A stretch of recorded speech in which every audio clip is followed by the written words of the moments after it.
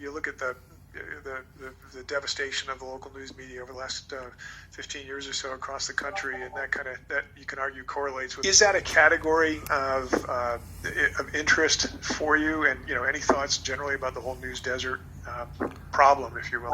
Yeah. So I say the city paper is going to go under, and that's been around 40 years. It's the iconic local alternative newspaper.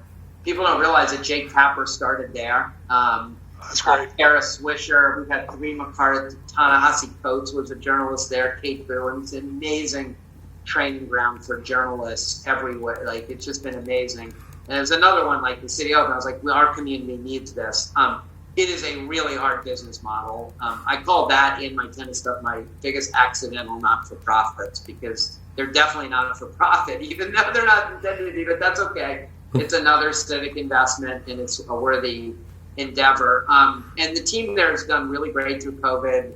I'm really grateful for all they've done. And actually, we've gotten it. I want there is it to be self-sustainable, which I think is important long-term. And we were actually very close pre-COVID. COVID's been really hard. I'm hopeful we get back. People have been supportive.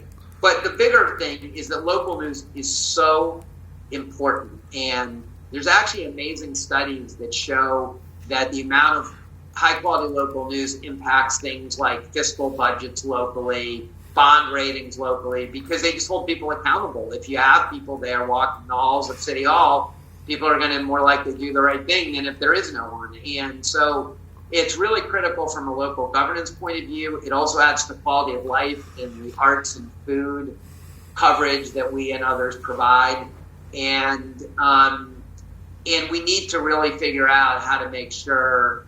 And I just think journalism, when I did it, I was so troubled by the attacks on journalists who I actually thought were kind of saving our world when I did this in 2017 and 18. I thought, if you imagined a world, close your eyes and imagine a lack of a free press, it was really frightening. And again, just come back from where my parents came from Europe, where for a whole bunch of reasons, bad forces took over. One is you take over the press. And so it's a really important cause, and local is, and frankly, national is now doing well. Local is the next thing that we all need to focus on and make sure continues to thrive and survive, because it makes a big difference. Yeah, well, that's great. Well, I'll follow up on and dig in on issues, but then even just through this, just the putting sunlight on the stuff that you want to make sure doesn't go wrong, and also the things that are going right, and the people in our community are doing good things. And the great restaurants and arts and all that is really important. And they've done a great job. And people have supported us through this. And so, yeah, we all need to make this a priority. Yeah, they're empathy enhancers. And so everyone should subscribe. Mark, I think that's easy. Just go to the website. There you go. Exactly. Yeah. It's easy enough. Everyone can pitch in.